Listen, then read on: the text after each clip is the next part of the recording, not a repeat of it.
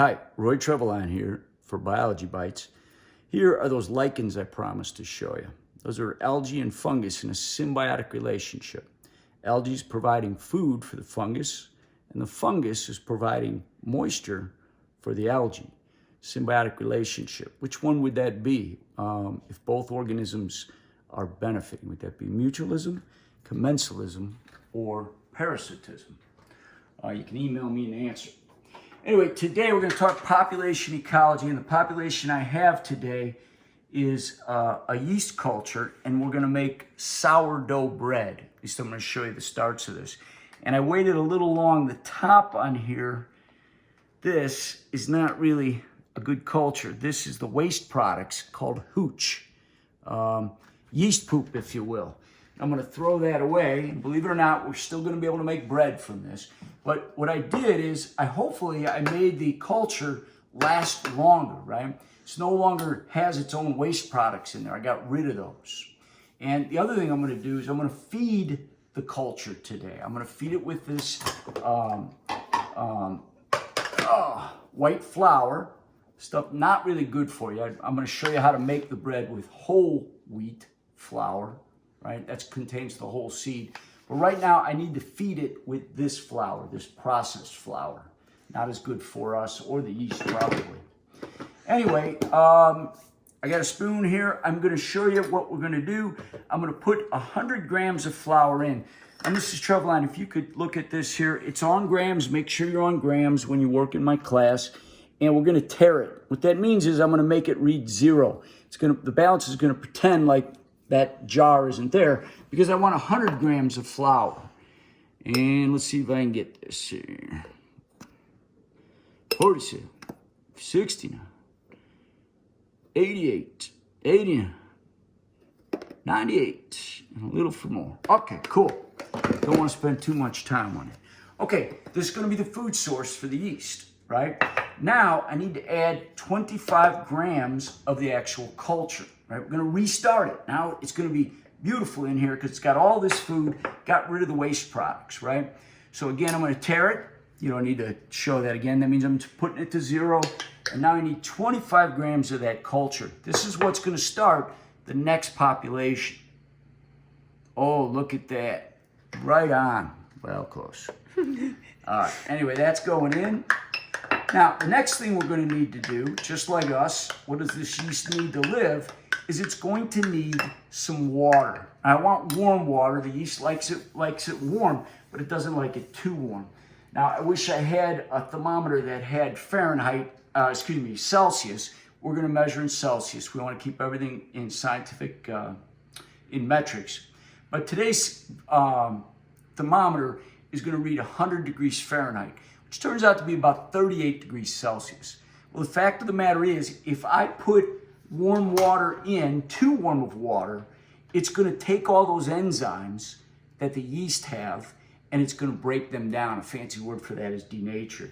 So I'm reading about 82 degrees Fahrenheit. Again, that's going to be under the 100 degrees. I'm sure my yeast will live in that type of water. It's warm enough, but not too warm to destroy those enzymes. Okay?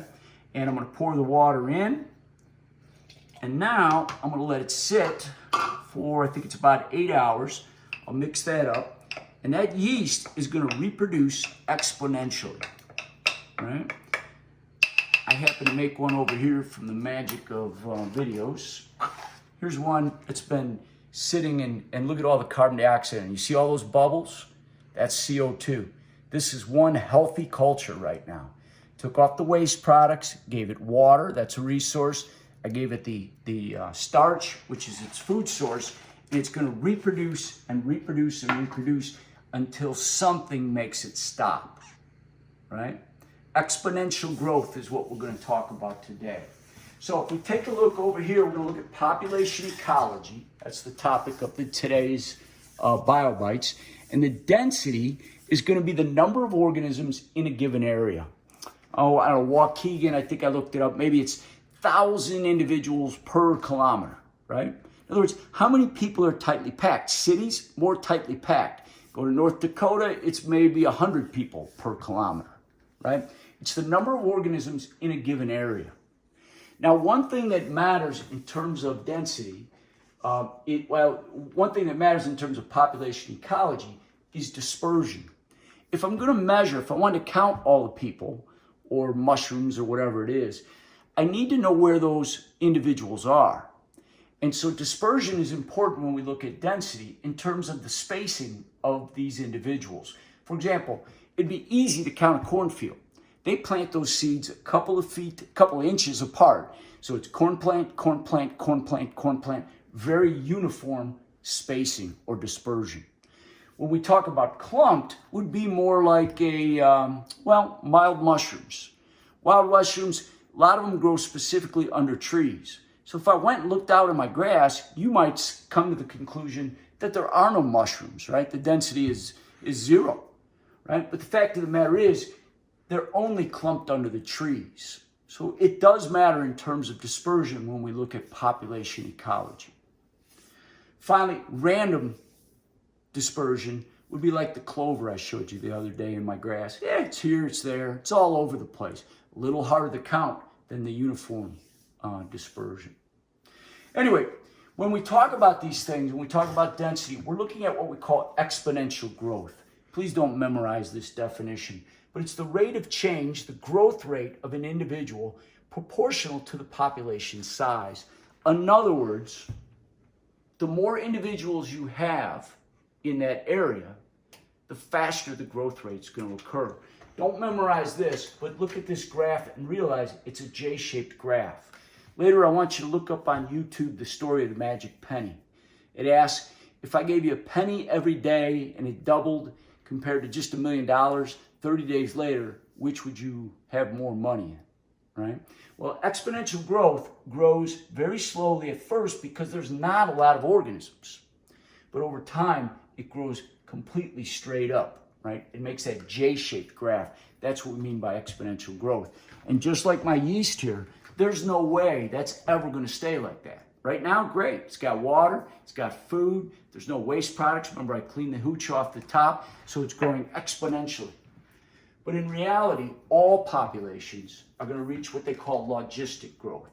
And this graph is shaped more like an S, right? Notice it started off exponentially, but eventually the birth rate and the death rate are going to become equal. For every yeast that is born, one will die. And they call that the carrying capacity. Now, what dictated the carrying capacity in my little jar is the amount of flour I put in, or the size of the jar, or how many times I take the waste products out, or how much water I gave it. All of those would be examples of what we call limiting factors. Limiting factors are environmental cues that are going to control a population. And there's two types. There's density dependent and density independent. If we talk about density dependent, we're talking about it matters how crowded it is. If I was to have only one hamburger and I fed it to the class, boy, it really matters how many kids show up to class, right? Because we got to cut that burger up, right? That's density dependent. Food would be a good example of density dependent. Water might be. The amount of waste my yeast produces may be a density dependent limiting factor.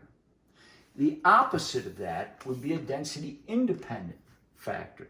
Density independent limiting factors are something that's going to control the population, but it doesn't really matter how much there was to begin with. So, that water I put in there, what if the water was boiling? Does it matter how much yeast was in there? No, it's going to kill all the yeast, right? All the yeast are going to die. What if it just fell off the table? Or what if it froze? I put it in the fridge, or I meant to put it in the fridge and I put it in the freezer, and it just froze solid, right? All the yeast are going to die. Usually when we talk about catastrophic events, we're talking about density independent. Doesn't matter how crowded it is, right? It's going to kill all the yeast or none at all, right? So this is what we're referring to when we talk about population ecology, right? Whether it's going to be exponential growth or whether it's going to be logistic growth, right?